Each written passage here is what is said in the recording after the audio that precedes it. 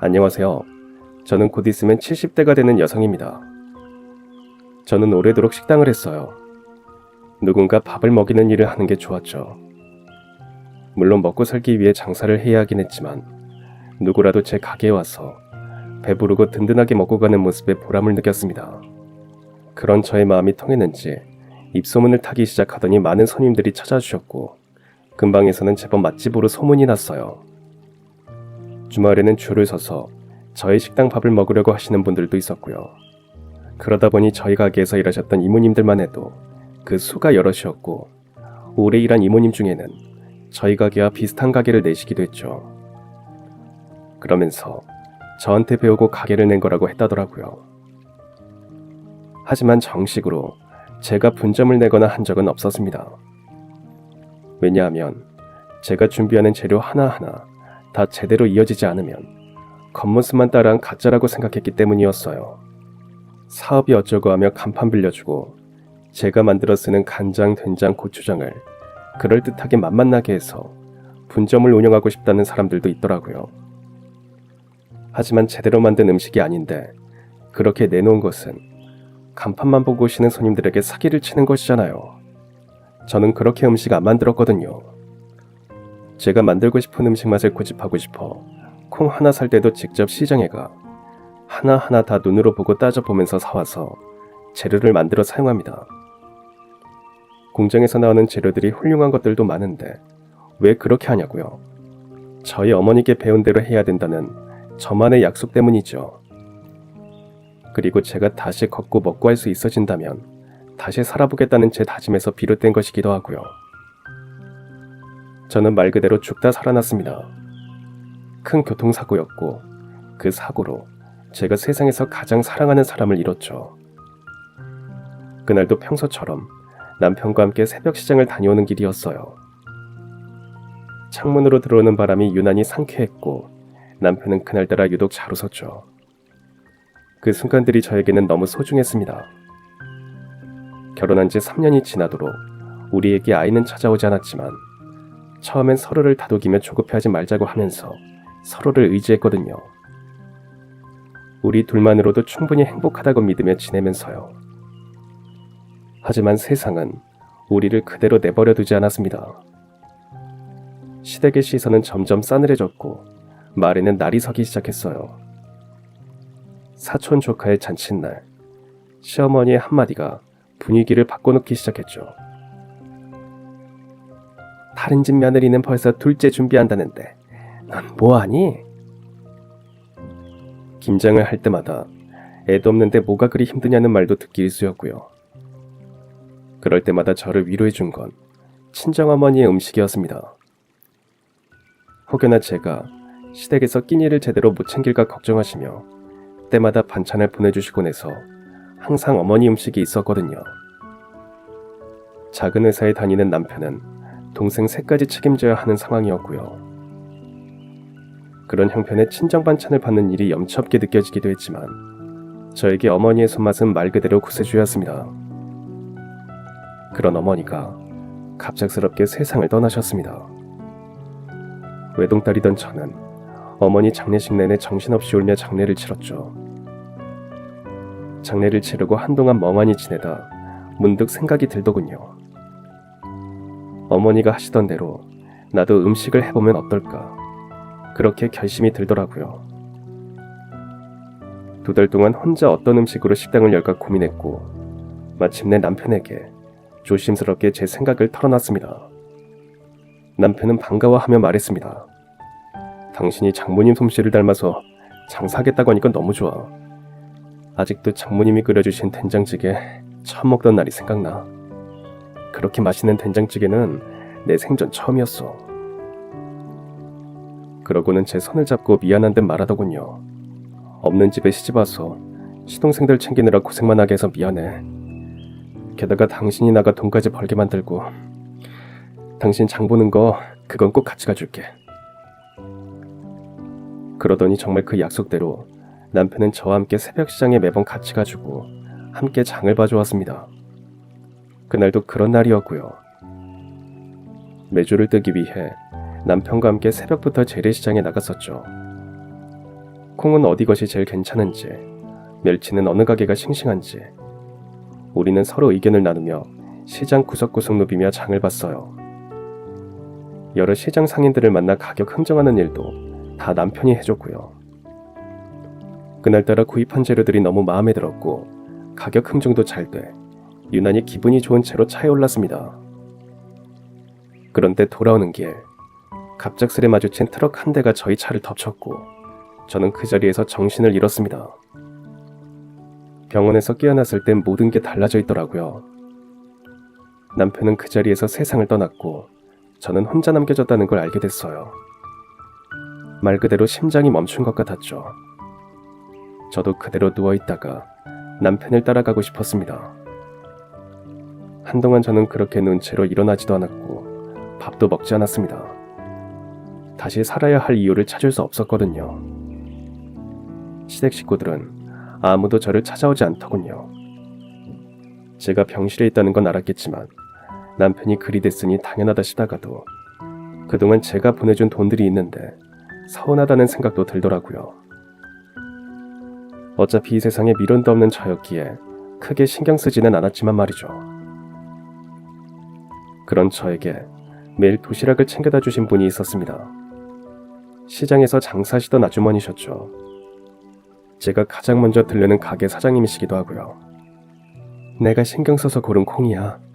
좋은 콩으로 만든 콩물이니까 조금이라도 넘기고 일어나야지. 이거 잘 먹으면 내가 다음에는 죽 사올게. 먹지도 않는 저에게 직접 만든 콩물을 컵에 담아 미시는 아주머니의 눈에 눈물이 가득 고여있는 게 보였습니다. 저희 부부를 보며 항상 웃으시면서 그러셨거든요. 아유, 부부가 어쩜 저리 알콩달콩해. 셈이 나서 못 살겠네. 어디 이댁 아저씨 같은 남자 있으면 새로 시집 가야겠어. 그러시면서 저희 부부에게 항상 질 좋은 물건을 주셨고요. 그랬던 아주머니께서 저희 사고 소식을 듣고 저를 보러 오셨다가 저를 위해 음식을 싸서 오시기 시작한 겁니다. 처음에는 괜찮다며 거절했죠. 하지만 자꾸 오시는 아주머니의 정성에 감동하게 되었어요. 아주머니의 도시락에서 나는 된장국 냄새, 고슬고슬한 밥 냄새가 어느 날 제 눈시울을 붉히게 만들더라고요. 밥 한 숟가락이 이렇게 사람을 살릴 수 있다는 걸 그때 다시 깨닫게 되더군요. 그래서 그때 그 일을 계기로 결심했습니다. 저도 다시 누군가에게 밥을 내주고 싶다고요. 남편 없이 살아가는 게 막막했지만 제가 가장 잘하는 건 결국 밥 짓는 일이었으니까요. 그렇게 작고 허름한 가게를 저는 다시 열었습니다. 사고가 나고 6개월이 지난 후였죠. 제가 퇴원을 했다는 소식에 시댁 식구들은 우르르 몰려와 저에게 남편 목숨값을 내놓으라고 하더군요. 그래서 살던 집도 빼주고 가져가겠다는 색간들도 다 줬습니다. 저는 몇 안 되는 제 옷과 남편과 찍은 결혼 사진만 있으면 아무래도 상관이 없었으니까요. 가게 위층에 복층을 만들어 그곳에서 잠을 잤습니다. 그 바람에 가게 천장은 낮아졌지만 저 하나 놓을 곳이 있으니 그것으로 만족했죠. 가게에서 먹고 자면서 일을 하다 보니 좋은 점도 있더라고요. 오가는 시간이 줄었으니 그만큼 힘도 덜 들었죠. 새벽 시장에 갈 때 말고는 외출도 하지 않고 음식만 했어요. 그렇게 하다 보니 전에 장사를 할 때보다 입소문이 나는지 어느새 줄 서서 기다리는 식당이 되었습니다. 작은 가게라 테이블이 5테이블 뿐이니 송구스럽게도 그렇게 되더라고요. 그럴싸한 메뉴가 있는 것도 아니고 그저 백반을 파는 가게인데 사람들이 이렇게 줄까지 서서 먹을 일인가 싶을 정도였죠. 그런데 한 손님이 그 말을 하시더라고요. 저희 엄마가 해주시던 맛 같아요. 너무 잘 먹었습니다. 그 말에 마음속 깊은 곳에서 감사함이 번지는 게 느껴지더군요. 어쩌면 제가 가게를 연 그 순간부터 듣고 싶었던 말이었다는 생각에 조금 복받치기도 했던 것 같아요. 그 식당은 저에게도 단순히 밥을 파는 곳이 아니었으니까요. 저처럼 삶에 지쳐있는 사람들에게 한 끼를 통해 위로를 전하는 공간이 되고 싶었고요. 제가 어머니 음식에서 얻었던 위로를 그렇게 전하고 싶었죠. 그래서 저는 끝까지 고집했고 지금도 그 생각에는 변함이 없습니다. 콩 하나도 눈으로 보고 고르고 된장 하나도 제가 직접 담그면서요. 겉모양 흉내내서 분점 내자는 사람들의 말에도 흔들리지 않고 절대 허락하지 않았던 이유도 그래서였고요. 제대로 만들지 않은 음식을 내놓는 건 위로를 건네지 못하는 사기일 뿐이니까요. 누군가는 이 집 밥은 살아있는 맛이라고도 말하더군요. 밥이라는 게 그런 거잖아요. 밥 한 끼만 잘 먹어도 그날 하루는 기분 좋게 지낼 수 있고 배만 든든해도 용기가 나서 무엇이든 할 수 있고요. 남편에게 그런 가게를 열고 싶다고 했던 약속을 제가 지키면서 가게를 운영한다는 생각으로 음식을 냈습니다. 그러다 보니 조금 더 넓은 가게가 필요하게 되더군요. 그래서 같은 골목에서 조금 더 자리가 넓은 가게로 이사도 했습니다. 이사한 가게 안에는 작은 방도 만들어 전보다 조금 더 지내기 편하게 되었고요. 그래봤자 제 옷까지나 담은 상자와 남편과 찍은 결혼 사진이 제 짐이라 그 작은 방은 언제나 휑하게 느껴졌죠. 그런 제 앞에 또 다른 삶의 이유이자 선물이 찾아왔습니다. 한겨울 아침, 그날의 반찬과 음식재료 손질을 다 해놓고 가게 문을 열자 눈 덮인 가게 앞이 보였어요. 얼른 쓸기 위해 빗자루를 찾아드는 순간 바닥 위에 놓인 상자 하나가 눈에 들어오더라고요. 어디서 온 짐인가 싶어 그 상자를 살피는 순간 저는 얼어붙고 말았습니다. 희미하긴 했지만 아기의 울음소리가 상자 안에서 새어나왔거든요. 작고 얇은 상자 안에서 들리는 아기 울음소리에 저는 온몸이 굳는 것 같더라고요. 하지만 이내 정신을 차리고 아이를 살려야 한다는 생각이 들었죠. 언제부터 아이가 그 안에 있었는지도 몰랐기에 다급한 순간일 수 있으니까요. 서둘러 상자를 열어보니 그 안에는 정말로 갓난아기가 담요에 쌓인 채 고요히 누워 있었습니다. 조금씩 뒤척이는 아이의 몸은 점점 식어가고 있었고요. 하지만 그 상자 안에는 연락처도 이름도 없었어요. 일단 아이를 데리고 가게 안으로 들어온 저는 경찰에 신고도 해봤지만 끝내 아이의 신원을 찾을 수 없었습니다. 하는 수 없이 아이를 복지관에서 데리고 간다고 하더군요. 그런데 아이를 그렇게 보낼 수 없겠다는 생각이 들더라고요. 혹시나 아이를 다시 찾으러 올 수도 있으니 당분간 제가 아이를 맡고 있는 게 어떨까요? 그때는 고아도 많고 업둥이도 많을 때라 그런지 제 말에 경찰도 순순히 그러라고 해주시더라고요. 그 순간부터 저는 바빠졌습니다. 급하게 분유와 기저귀 조금 사둔 것밖에 없으니 큰일이었죠. 가게를 그때 같이 일하던 이모님께 맡기고 아이를 업은 채로 아이에게 필요한 것들이 무엇이 있는지 찾아 헤매었어요. 그런데 아기 생년월일은커녕 몸무게도 모르니 어떤 게 정확하게 필요한지도 모르겠더라고요. 그래서 근처에 있는 병원부터 찾아갔습니다. 병원에서는 어쨌거나 아이 키나 몸무게를 보면 대충 몇 개월 정도 되는지 알 수 있을 것 같아서요. 병원에 가서 사정을 말씀드리고 검진을 받아보니 아이의 몸무게가 6.5kg이고 키가 65cm라고 하시더라고요. 아마 생후 4개월 정도로 추정된다고 하셨는데 눈물이 나더군요. 아이에게 필요한 것들이 뭐가 있을지 여쭤보고 일어서면서도 저는 계속 눈물이 났습니다. 아이가 저와 눈을 맞추더니 옹알이를 하며 웃었거든요.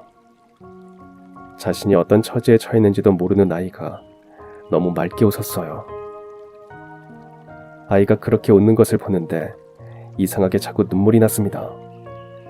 다시 한번 버림받게 할 수는 없다는 생각이 들면서요. 그리고 저는 그 아기를 제 아이로 키우기로 결심했습니다. 성은 제 성을 땄고 이름은 지호라고 지었고요. 아이의 물건으로 꽉 차버린 가게 한켠의 방을 바라보니 더 확실해졌죠. 아이가 제 삶에서 사라진다면 제 삶은 또다시 황량해질 거라고요. 그러니 저에게 찾아온 이 아이를 놓지 말자는 생각이 확연해지더군요. 그렇게 결심한 저는 아이를 데리고 동사무소를 찾아갔어요. 혼자 사는 여성이 업둥이인 아이를 키우겠다고 하니 주변의 시선도 행정 절차도 결코 호의적이지 않더군요. 수입 증명, 주거 환경 확인, 가정 방문이라는 입양 심사를 위한 여러 과정들을 견뎌내는 것이 결코 쉽지 않은 시간이었지만 그렇다고 포기하지 않았습니다. 제가 이 아이의 엄마가 되어야겠다는 마음 하나로 버틴 것이죠. 임시로 아이를 맡아주는 것과 온전히 제가 제 아이로 키우는 일은 확연하게 다른 개념이라는 것을 그때 확실히 알았던 것 같아요. 제가 직접 품은 아이는 아니었지만 그 시간들이 있었기에 더 간절하고 아이를 제 아이라고 생각할 수 있었고요. 결국 6개월 후 지호는 제 호적에 오를 수 있었습니다. 그날 주민센터에서 도장을 찍던 순간을 저는 아직도 생생히 기억합니다. 그 도장을 찍는 순간이 저에게는 부모로서의 첫 발자국이었으니까요. 제 삶에 남겨진 공백을 지호는 채워주는 것도 모자라 넘치게 해주었습니다. 18년을 키우는 동안 지호는 바르게 자라주었거든요. 그것에 더해 성실하고 똑똑하고 사람을 배려할 줄 아는 아이였어요. 아이에게 장난감 하나 제대로 사주지 못한 형편이었지만 공부든 운동이든 스스로 노력해서 해내는 아이였기에 항상 저는 감사했습니다. 아이가 엄마라고 부를 때마다 가슴이 벅차도록 행복했고요. 제가 무슨 복이 있어 제 배에 품지도 못한 지옥 같은 아이를 제 손으로 키울 수 있었는지 정말 꿈 같다고 느끼면서요. 제가 해줄 수 있는 거라고는 참고서를 사주고 도시락을 싸주며 응원하는 것뿐이라 미안한 마음이 크게 앞서기도 했죠. 지호는 어릴 때부터 유난히 조용하고 생각이 깊은 아이였으니까요. 그 나이 또래 아이들처럼 떼를 쓰거나 투정을 부리는 일도 거의 없었죠. 먹을 게 부족해서 불평하지 않았고 새 옷을 못 사줘도 그냥 웃으며 입었습니다. 그럴 때마다 제대로 키우지 못하는 못난 엄마라는 생각에 저는 마음이 무너지듯 아팠습니다. 학교에서도 지호는 항상 칭찬을 받는 아이였어요. 학원 하나를 보내지 않아도 공부를 잘했고 잘난 체도 하지 않으면서 어려운 친구가 있으면 먼저 손을 내미는 아이라고 하시더라고요. 중학교 때는 시군에서 실시하는 대회에 나가 장학금도 몇 번 받았고 고등학교에 가서는 아르바이트를 하면서 학원비를 보탰습니다. 지호는 정말 대견하다는 말도 아까울 만큼 그저 감사한 존재였습니다. 매일 가게에서 밥을 지으며 지호의 도시락을 정성껏 싸면서도 미안해서 이런 생각을 하게 되더라고요. 이 아이만 이대로 잘 자라준다면 내 삶에 더는 바랄 게 없다. 그런 제 마음을 아는 건지 지호는 스스로 하는 노력은 별거 아닌 양 제가 만들어주는 밥이 늘 힘이 된다고 말해주곤 했습니다. 우리 엄마 밥 먹고 시험 보러 가면 무서울 게 없어요. 지호가 웃으며 저를 향해 그냥 했을 말일지 모르는 그 말 한마디가 얼마나 저를 일으키고 살게 했는지 모릅니다. 그러던 어느 날 지호가 저에게 말하더라고요. 엄마, 저 하버드에 지원해 보려고 해요. 지호의 말에 처음엔 저는 그저 웃었습니다. 하버드가 우리나라 안에서도 알아주는 세계에서 내놓으라 하는 아이들만 모이는 학교라는 건 알기에 너무 멀게 느껴졌거든요. 하지만 아이는 진지하더군요. 밤낮으로 두꺼운 사전 같은 책들을 풀면서 영어 공부를 하는 겁니다. 그러더니 에세이를 썼다고 하고 추천서를 요청해야 한다고 하더라고요. 아이가 말하는 그 모든 걸 저는 알아듣지도 못하겠고 이게 정말 이루어지는 건가 싶어 어안이 벙벙하고 있을 뿐이었죠. 제가 그렇게 어리버리 하는 사이에 아이는 혼자 다 준비했다고 하더군요.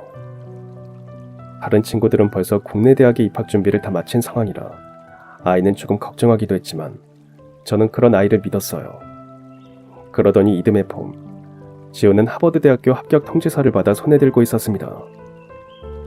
봉투를 펼치던 아이의 손은 사르르 떨리고 있었고 봉투 안의 내용물을 살피는 아이를 바라보던 저도 모르게 소리치고 말았습니다. 지호야, 된 거야? 진짜 된 거야?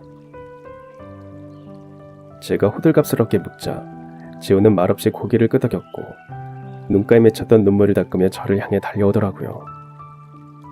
그 순간 제 머릿속엔 아주 오래전 기억 하나가 떠올랐습니다. 차가운 상자 안에 조용히 누워있던 아이, 낡은 담요에 둘둘 쌓인 채 저에게 처음 안겼던 그날의 아이의 작은 숨소리가 떠오르더군요. 아이를 품에 안고 작은 가게방 안에서 떨리던 제 손 안에서 작은 목소리로 울먹이던 그 아이가 이렇게 컸구나 싶어서요. 이제는 하버드의 문을 두드릴 만큼 큰 세상으로 나아가는 아이의 미래가 세상 그 누구보다 희망으로 물드는 것 같았고요.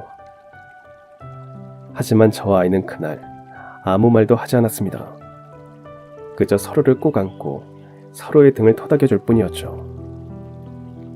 세상의 어떤 말보다도 어떤 축하보다도 서로의 마음을 전할 수 있는 최고의 수단이었던 것 같아요. 제 인생에서 가장 신났던 날이자 가장 고마운 날이기도 했고요. 그동안 각자의 자리에서 최선을 다하며 버텨온 시간이, 포기하지 않았던 모든 날들이 파도처럼 밀려오면서 더 감격스러웠죠. 지호는 저에게 하늘이 다시 내려준 생명이었고 삶이었으니까요. 처음 품에 안았던 날도, 호적에 올렸던 날도, 그리고 그 아이가 큰 세상에 이름을 올린 날 모두가 저에겐 기적이었습니다. 지호는 미국에서 공부하면서도 장학금으로 학비와 기숙사비를 해결하고 때때로 저에게 이메일을 보내오거나 전화를 했습니다. 엄마, 여기서도 엄마 밥이 그리워요. 뭘 먹어도 배가 안 차는 것 같아. 그런데 엄마가 밥을 차려주시던 그때 그 따뜻함을 기억하면 용기가 나요. 그렇게 어리광을 부리는 지호에게 학교 다닐 때처럼 매일 도시락을 싸주지 못하지만 전 믿었습니다. 지호 마음 한구석엔 여전히 제가 끓이던 된장국의 온기가 남아있다고요. 그 온기 하나로 지호는 세상 어디서든 따뜻한 사람으로 살아갈 거라고 믿었죠. 그게 제가 바라는 전부이기도 했고요. 그래서 아이의 생활이 조금 편하길 바라며 아이에게 보내는 돈이 하나도 아깝지 않았어요. 아무리 장학금을 받는다고 해도 그 먼 타국에서 갑자기 무슨 일이 날 줄도 모르니 조금이라도 더 돈을 보내고 싶더라고요. 아이는 자기가 다 알아서 할 수 있다고 했지만 제 마음은 그게 아니더군요. 그래서 식당을 확장하고 운영하면서 필요한 돈만 남기고 다달이 아이에게 보냈습니다. 그렇다고 해도 많은 돈은 아니었지만 그저 제 마음 편하자고 한 일이었어요. 지호는 늘 제 기대 이상이었으니까요. 부족한 형편 속에서도 책을 손에서 놓지 않았고 학교에서도 늘 스스로 해냈고요.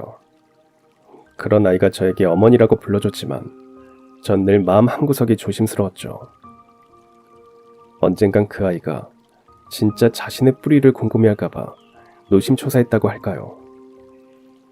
그날이 오지 않기를 바라면서도 마음 한편에선 언젠가는 올 일이라 생각하기도 했어요.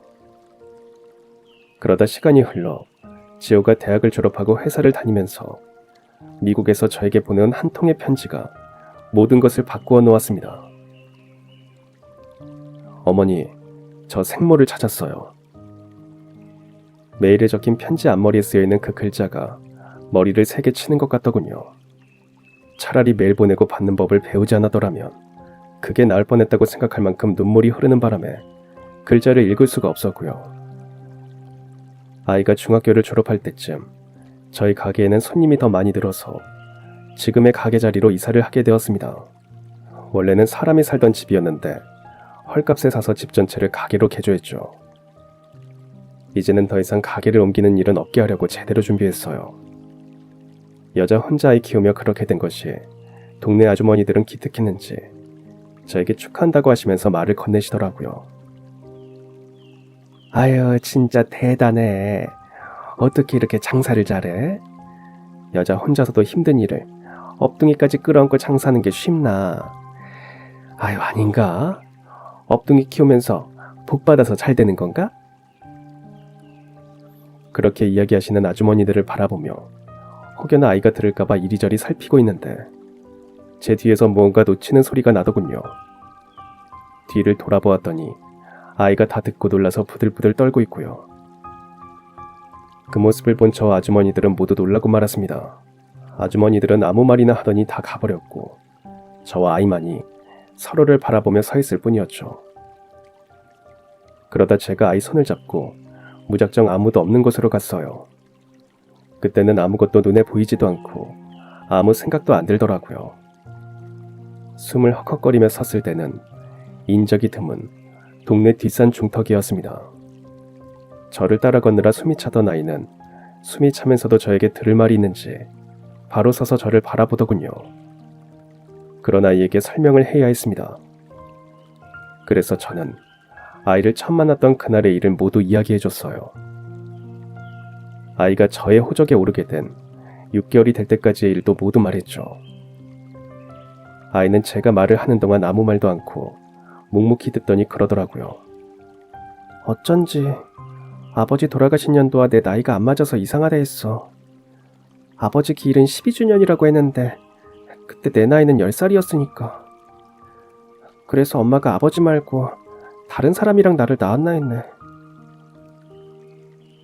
그러더니 저를 향해 씩 웃으며 저를 와라 끌어안아 주었죠. 한참 동안 훌쩍이며 그러고 있던 아이는 저에게 속삭이듯 말하더군요. 감사합니다. 제가 앞으로 더 잘할게요, 엄마. 저는 그런 지호의 손을 잡고 가게로 돌아오면서 계속 눈물을 훔쳤어요. 그리고는 아이도 저도 서로 그 부분에 대해서는 다시 이야기한 적이 없었고요. 그랬는데 아이가 친모를 찾았다고 알려오는 메일을 보내왔기에 저는 너무나 놀랐고 눈물만 났습니다.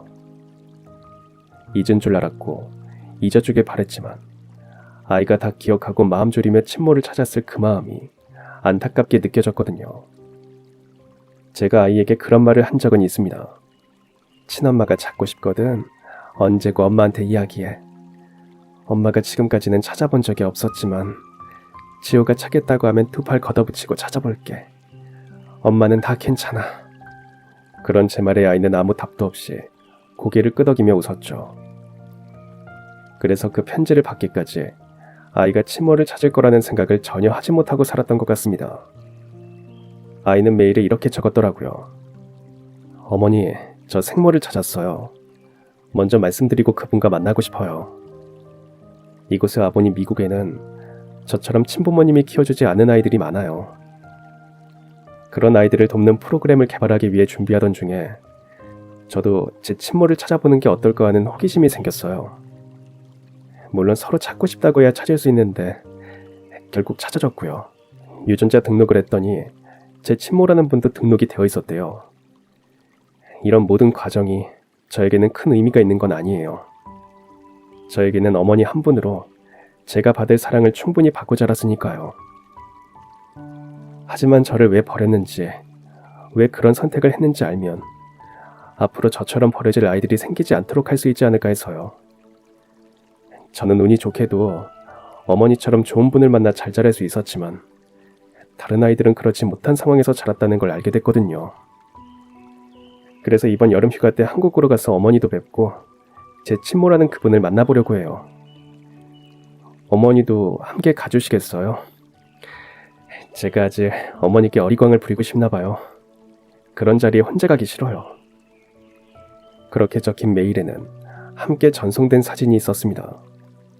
저는 그 사진을 보는 순간 손에 들고 있던 찻잔을 떨어뜨리고 말았죠. 사진 속 인물은 다름 아닌 저희 식당에서 10년 넘게 일했던 은숙이모였거든요. 은숙이모는 아이가 유학을 가고 얼마 후부터 저희 가게에서 10년 동안 일을 하신 조용하고 근면한 분이었습니다.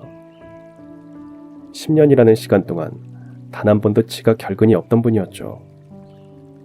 일할 때는 누구보다 열심히 하셨고 손도 빠르셔서 제가 믿고 신뢰하던 직원이기도 했고요.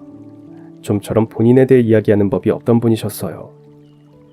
원체 말이 없기도 했지만 유난히 가족 이야기를 한 적이 없었다는 게 아이가 보내준 사진을 보는 순간 떠올랐습니다.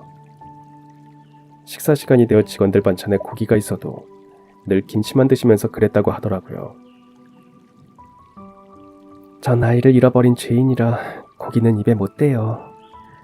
아이 잃은 애미가 어떻게 잘 먹고 잘 살겠어요. 그러면서 허공을 보며 눈물만 닦으시던 말도 들었죠.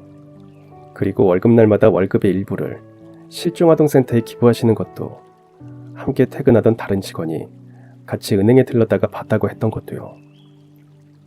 손님이 데리고 온 아이들 손만 잡아도 금세 눈시울이 붉어지던 분이었던 것도 기억이 났습니다. 그런데 이미 은숙이모는 저희 가게를 그만둔 후였어요. 공교롭게도 지호가 그 메일을 보내기 2주 전에 그만둔 상태였거든요.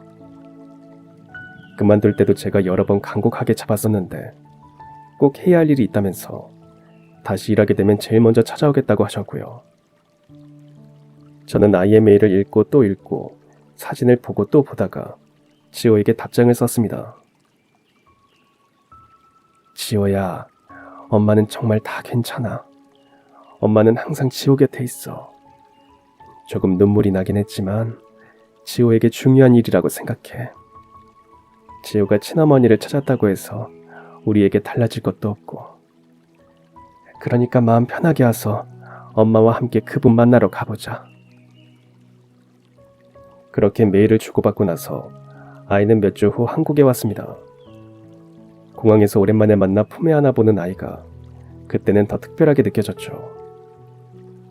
2년 만에 만나 반갑기도 했지만 친모를 찾아다는 말 때문인지 괜히 더 애틋하게 느껴졌던 것 같아요. 30이 된 아이가 마치 아기처럼 느껴지더라고요. 아이를 만나 집으로 오는 동안에도 좀처럼 손을 놓고 싶지 않았습니다. 그런 저를 아이는 웃으며 바라봐 주었죠. 집에 도착해 아이를 위해 한상 차려주면서도 자꾸 눈물이 났어요. 머리로는 아이에게 좋은 일이라 다행이라고 생각하면서도 아이를 뺏기는 것 같다는 생각에 눈물이 나더라고요. 그런 저를 아이는 아무 말도 없이 지켜봐 주었습니다. 저는 그런 줄도 모르고 혼자 훌쩍이며 티 안 낸다고 했는데 아이는 다 알았는지 상에 앉은 저를 보며 그러더군요. 어머니가 싫으시면 지금이라도 약속 취소하면 돼요. 어머니가 서운하시고 속상하실 것 같았지만 비밀로 하고 싶지 않았어요. 그리고 어머니가 싫다고 하시면 안 만날 거라고도 생각했고요. 저는 그런 아이에게 손사래를 치며 말했습니다. 아니야 지호야. 엄마가 싫은 거 아니야. 정말 잘된 일이고 잘했다고 생각해. 엄마가 주책이지. 괜히 우리 지호 너무 귀해서 나눠주기 싫은 심보가 그러나 봐. 그런데 엄마도 지호 친어머니가 궁금하고 알고 싶어. 그러니까 엄마 이러는 거 신경 쓰지 않아도 돼. 아이는 그렇게 염려스러운 얼굴로 저를 바라보며 다시 한번 어떻게 친모를 찾게 되었는지 설명해 주더라고요. 메일에서 말했던 것처럼 회사 프로젝트의 일환으로 프로그램 개발을 위해 친부모와 떨어져 자란 입양아들을 유전자 등록하게 되었대요.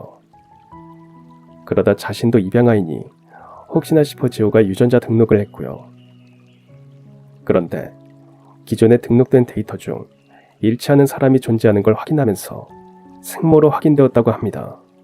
서로 직접 전화 통화를 하거나 메일을 주고받은 적은 없고 단체를 통해 사진을 주고받고 만날 수 있는 날짜를 정했다고 했어요. 저에게 더 소중하고 중요한 건 어머니이지 그분이 아니에요. 사정이 어쨌거나 어머니가 싫다고 하시면 저는 안 만나도 돼요. 그렇게 말해주는 아이가 고마우면서도 제 자신이 부끄러워지더군요. 그래서 아이의 손을 잡고 웃어 보이며 말했습니다. 만나야지. 엄마에게 우리 지호를 보내주신 분인데 만나서 고맙다고 내가 너무 행복했다고 말해줄 거야. 그러면서도 정말 은숙이모가 아이의 친모가 맞는 걸까 싶어 마음이 쓰이더군요. 은숙이모가 왜 우리 가게에서 일을 했을까 싶기도 하고요. 아이를 저에게 맡기고 그 모습을 지켜보러 온 건 아닐까 하는 생각도 들었죠. 그런 마음을 아이에게 다 말하지는 못했습니다. 닮은 사람일 수도 있고 제가 알지 못하는 사정이 있을 수도 있으니까요. 아이에게 귀뜸이나 해줘야 하나 고민하다가 결국 말하지 못하고 약속날이 되었어요.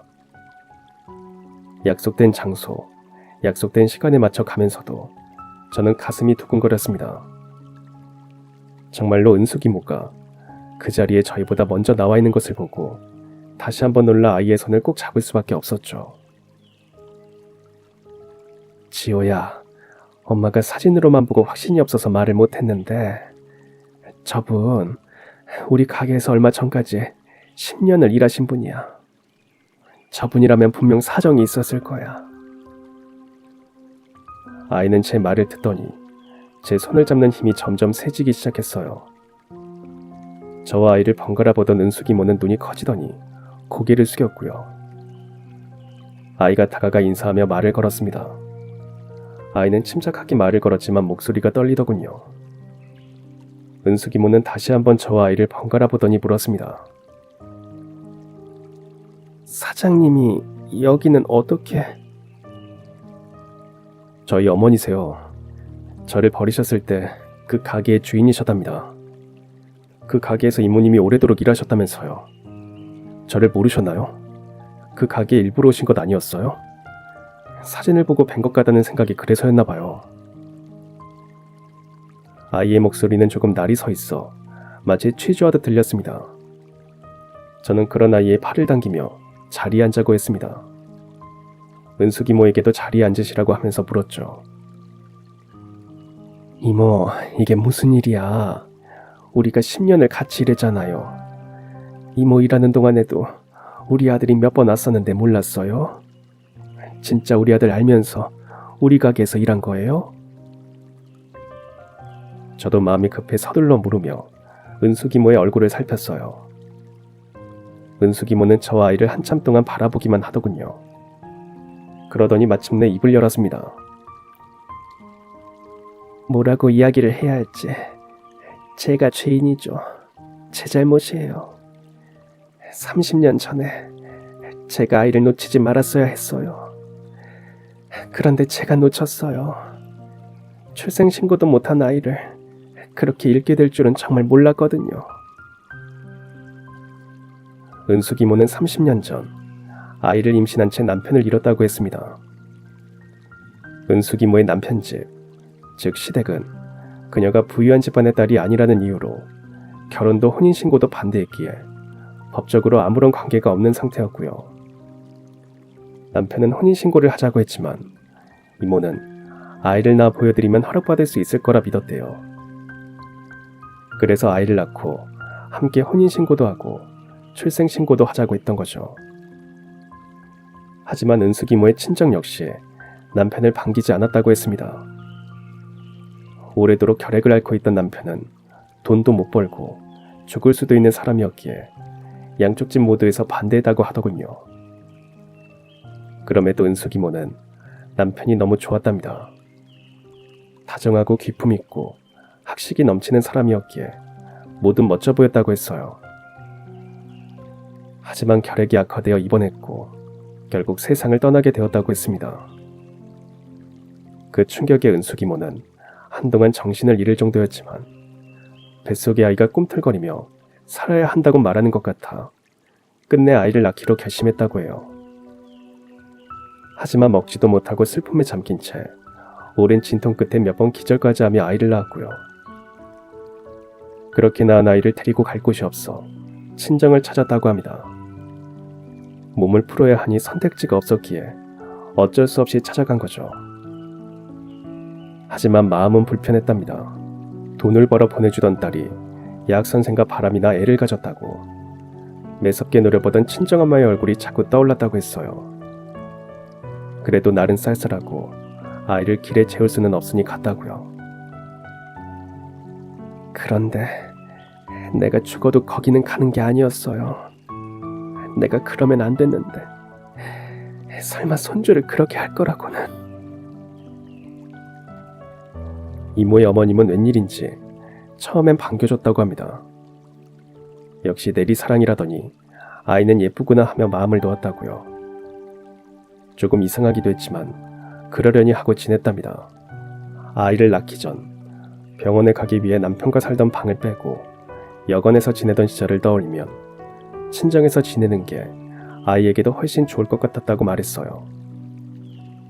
그런데 아이가 100일을 넘기고 얼마 뒤 은숙 이모가 감기에 걸려 기침을 하자 친정어머니가 아이를 봐주겠다고 하더랍니다. 괜히 어린아기에게 감기가 옮길까봐 그러자고 했대요. 아이에게 젖을 먹이다 보니 약도 못 먹고 잠깐 잠이 들었다가 깼는데 집안이 너무 고요하고 조용한 게 이상했답니다. 아이가 배고파 엄마를 찾을 시간이 됐는데도 조용하니 더 이상했대요. 일어나 방 밖으로 나가 아이를 불렀지만 아무 대답이 없었답니다. 친정어머니가 아이를 업고 마실을 나갔나 싶어 내다보니 눈이 펑펑 오고 있었고요. 한참을 문 앞에서 아이와 친정어머니를 기다렸지만 그날 밤에도 두 사람은 돌아오지 않았답니다. 다음날 아침이 되어서야 친정어머니 혼자 돌아오셨고요. 아이 어쨌냐고 아무리 물어도 대답을 안 하시고 피하더군요. 그러다 한참 뒤에야 여자 혼자 애를 어떻게 키우냐면서 애가 팔릴 줄 알았는데 안 팔려서 보육원에 데려다 놨다고 했어요. 돈 많이 벌어서 주면 아이도 데려오게 해줄 테니 몸이나 잘 추스르라고. 전 그 말만 믿고 돈을 벌어다 줬죠. 은숙 이모는 친정어머니 말만 믿고 그분이 돌아가실 때까지 20년 동안 계속 돈을 벌어 가져다 드렸답니다. 하지만 아이를 어디에 데려다 놓았는지는 알 수 없었다고 해요. 그저 친정어머니에게 드린 돈이 아이에게 조금이라도 전해지기를 바랐다고 하셨죠. 20년 동안 아이가 어디 있는지 여러 번 물었지만 그때마다 악을 쓰며 화를 내는 친정어머니를 감히 거스를 수 없었다고 해요. 혹시나 아이에게 해코지라도 할까봐 두려웠던 마음도 있었고요. 그 사이 은숙 이모가 벌어다 준 돈으로 친정어머니는 하고 싶은 것을 다 누리며 살았답니다. 그리고 은숙 이모에게 애 보고 싶으면 말 잘 들어라고 하셨대요. 은숙 이모는 그 말에 순응하며 하루도 편히 지낸 날이 없었다고 했습니다. 밥에 김치 혹은 간장이나 소금 정도만 먹으며 옷 한 벌 새로 사지 않고 매일 일만 하며 지냈다고요. 그렇게 아이를 잃고 평생 죄인처럼 살아오셨던 겁니다. 그러다 주변에서 사정을 들은 누군가가 유전자 등록이라는 것을 알려줬고 12년 전 그 말을 듣고 등록을 했답니다. 혹시나 아이가 자신처럼 못난 엄마라도 찾아주기를 바라는 마음으로요. 그러면서도 아이가 좋은 양부모를 만나 행복하게 살고 있기를 간절히 바랬다고 했습니다. 그런데 아이가 유전자 등록을 하면서 결국 자신과 연결되어 아이를 찾게 된 거였죠. 그 아이가 바로 제가 키운 지호였던 겁니다. 오며 가며 저와 지호를 마주친 적도 많았지만 너무 사이가 좋아 보여서 부럽기만 했지 자신의 아이라고는 전혀 생각도 못했다고 했습니다. 그러면서 손을 떨며 말했어요. 그렇게 이야기를 마친 은숙 이모는 한참 동안 고개를 숙인 채 어깨를 떨며 울었습니다. 저도 이모의 이야기를 들으며 함께 울었고요. 화도 나고 속상했거든요. 아이가 보육원에도 가지 못했고 저희 가게 앞에 버려졌던 걸 보면 아마도 정말 누군가에게 아이를 팔려다가 일이 어그러져서 홧김에 놓고 간 것이 아닐까 그렇게 짐작만 할 뿐이었죠. 그렇게 친모와 헤어졌다는 게 너무 마음 아프더라고요.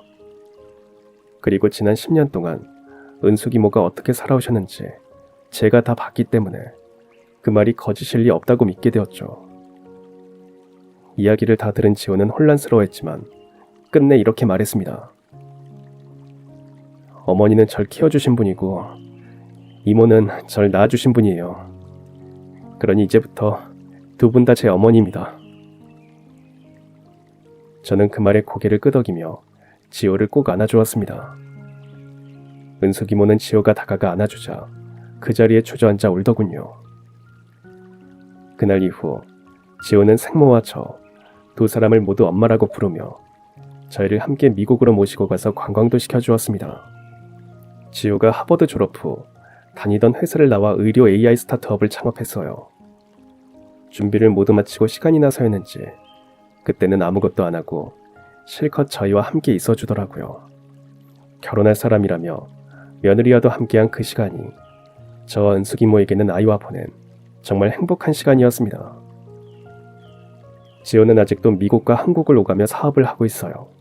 수입도 꽤 나는지 매년 한국에 들릴 때마다 실종아동센터에 큰 기부금을 전달하며 친모를 찾아준 은혜를 잊지 않고 있고요.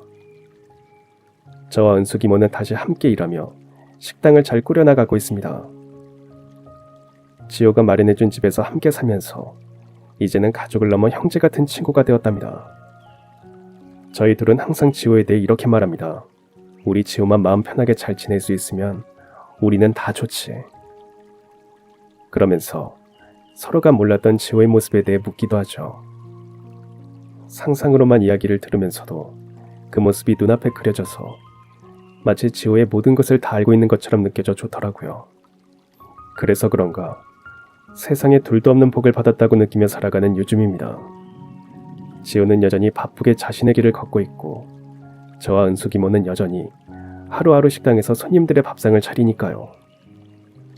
그 속에서 우리는 서로를 의지하며 한 아이를 통해 다시 살아갈 이유를 찾은 두 사람으로서 아낌없는 애정을 나누고 있고요. 누군가 저에게 묻더군요. 힘들지 않으셨어요? 한평생 그렇게 살아내는 게. 밥을 지을 때마다 내가 사랑한 사람들을 떠올릴 수 있었기에 살아내는 게 아니라 살아가고 있는 거라고요. 가슴속에 지워지지 않는 사람들, 그리움 속에 남은 남편, 그리고 어머니, 그 따뜻했던 손길과 밥 냄새는 지금도 저를 다시 일으켜 세웁니다. 지호는 저의 아들이자 은숙 이모의 아들이고 이 세상에 버려지지 않고 사랑받아야 할 모든 아이들의 이름이기도 합니다. 그 아이가 자라서 세상에 따뜻한 기술을 만들고 누군가의 눈물을 닦아줄 수 있는 사람으로 살아간다는 건 그 자체로 우리가 살아낸 날들에 대한 최고의 보답이 아닐까 싶습니다. 지호가 어떤 사람으로 자라났는지, 어떤 마음으로 세상을 살아가는지 우리는 말하지 않아도 압니다. 그저 서로를 바라보며 조용히 웃어줄 뿐이죠. 우리 지호만 잘 있으면 우리는 그걸로 돼. 이제는 그렇게 말하는 것만으로도 가슴이 따뜻해지는 삶입니다. 여러분들에게도 한 줄기 희망 같은 사람이 있으신가요? 그런 희망을 놓치지 않고 함께 행복하시기를 바랍니다. 그럼 지금까지 사연 들어주셔서 감사합니다. 사연이 재밌으셨다면 구독과 좋아요 부탁드려요. 감사합니다. 안녕히 계세요.